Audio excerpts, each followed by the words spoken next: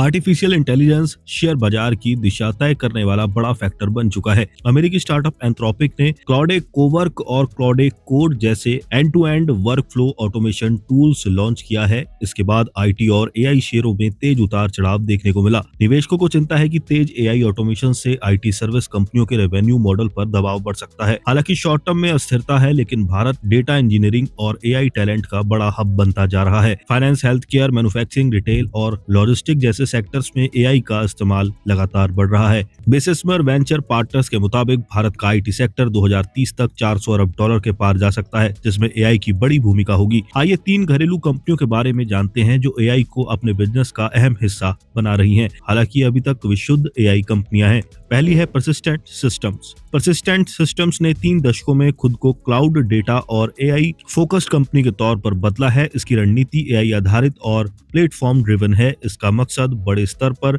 Enterprise transformation करना है। Company AI को टेक्नोलॉजी और बिजनेस दोनों लेयर्स में कोर सिस्टम की तरह इस्तेमाल कर रही है।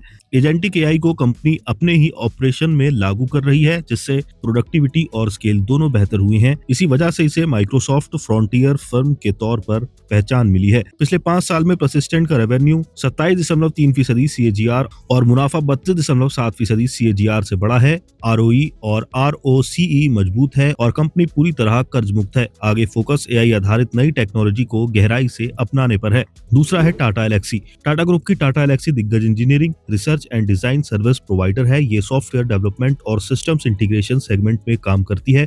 कंपनी का एआई इकोसिस्टम उसके डेटा इंटेलिजेंस प्लेटफॉर्म टेडेक्स पर आधारित है। टेडेक्स के जरिए एरोस्पेस में प्रोडक्टिव मेंटेनेंस और हेल्थ केयर में शुरुआती बीमारी पहचानना, मेडिकल इमेजिंग और पैथोलॉजी एनालिसिस जैसे एडवांस्ड यूज केसेस संभव हुए हैं। दिसंबर 2025 तिमाही में टाटा एलेक्सी को एक ग्लोबल मेडटेक कंपनी से मल्टी ईयर डील मिली, जिसमें एआई और जेन एआई के जरिए रेगुलेटरी वर्कफ्लो को ऑटोमेट किया जाएगा। इससे साइकिल टाइम में करीब 30% सुधार की उम्मीद है। पिछले 5 साल में टाटा एलेक्सी का रेवेन्यू 18.3% सीएजीआर और मुनाफा 25.1% सीएजीआर से बढ़ा है। आरओई और आरओसीई बेहद मजबूत है और कंपनी कर्ज मुक्त है। साइंट एक ग्लोबल इंजीनियरिंग और टेक्नोलॉजी सॉल्यूशंस कंपनी है जो डिजिटल एंटरप्राइज और इंटेलिजेंट प्रोडक्ट्स पर काम करती है। एआई और अगली पीढ़ी की टेक्नोलॉजी पर फोकस बढ़ाने के लिए कंपनी ने साइंट सेमीकंडक्टर पीवीटी लिमिटेड बनाई है। दिसंबर 2025 तिमाही में साइंट ने स्मार्ट यूटिलिटी के लिए भारत का पहला स्वदेशी सिलिकॉन प्लेटफॉर्म लॉन्च किया है। Smart meter chip